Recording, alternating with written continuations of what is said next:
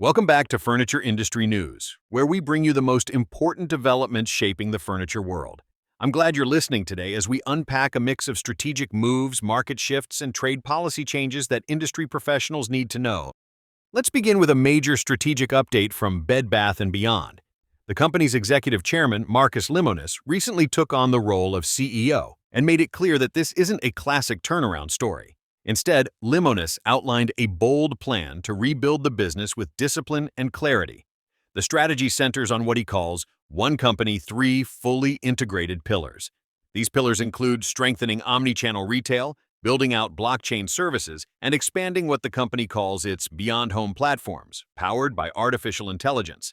The vision extends beyond traditional furniture and home goods retail into services like product warranties, financing tools, insurance offerings, and other home lifecycle support services. The goal is to create deeper, more connected relationships with customers by integrating physical stores and digital experiences. And the company even expects a base revenue of $1.5 billion in 2026 with the contributions of recent acquisitions. Limonis has emphasized that he is personally accountable for executing this strategy, and that growth will not come at the expense of customer trust or value. In M&A news, the home furnishings e-commerce tech and services provider Giga Cloud closed its acquisition of New Classic, a move signaling continued consolidation and digital transformation in the furniture space. While the details of how the acquisition will reshape operations for either business weren't fully detailed in the reporting, industry watchers see this as part of a broader pattern where digitally native platforms and service providers are becoming more central to how furniture brands and retailers manage inventory, fulfillment, and online customer experiences. However, not all news on the business front is positive. Novi Studio, which operates online furniture retailer sohomod.com, has filed for Chapter 11 bankruptcy protection. The company has initiated the filing as it navigates financial distress, reflecting broader pressures facing online retailers amid tight consumer spending and cost headwinds. In a related story, American Signature Incorporated, the longtime Ohio-based operator of American Signature Furniture and Value City Furniture, is deep in Chapter 11 proceedings after filing last year amid a slump in furniture demand and rising operating costs. Its voluntary filing revealed assets significantly lower than liabilities and more than 1,000 creditors, and liquidation sales are underway at numerous store locations. It's a stark reminder of how even established retailers can struggle when sales soften and cost pressures mount.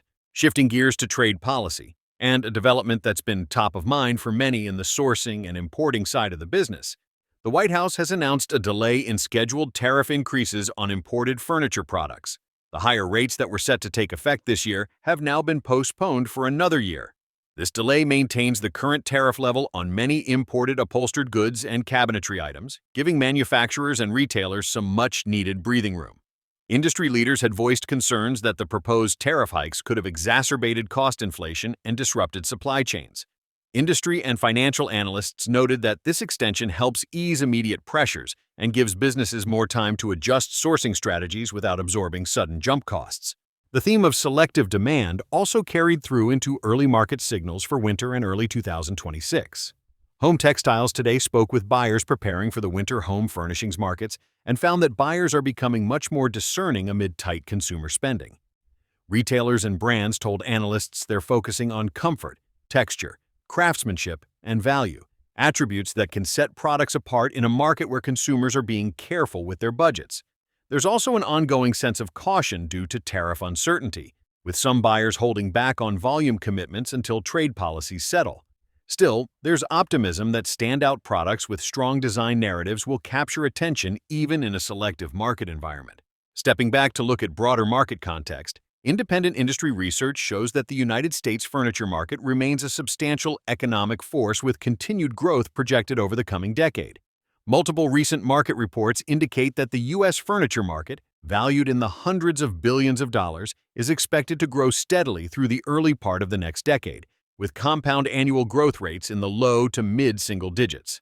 This reflects persistent consumer demand for home furnishings, even as macroeconomic headwinds such as inflation, elevated interest rates, and slower housing turnover shape purchasing patterns. Manufacturers and retailers who can balance value, quality, and differentiated product offerings may be better positioned to capture market share as these dynamics evolve. What all this tells us is that the furniture industry in 2026 feels like a market at a crossroads, We're seeing strategic innovation from companies reinventing how they engage with customers, while others are being forced to reorganize or exit due to persistent cost pressures and softening demand. Meanwhile, trade policy shifts and evolving buyer behavior are creating both challenges and opportunities across the supply chain. For designers, makers, and sellers tuning in, these developments underscore the value of agility. Whether it's investing in technology to enhance omnichannel capabilities, rethinking sourcing strategies to mitigate tariff risk, or sharpening product differentiation to appeal to selective buyers, adapting to these shifts will be crucial. That wraps up today's edition of Furniture Industry News. If you found these insights helpful, be sure to subscribe so you never miss an update that matters to your business. Thanks for listening.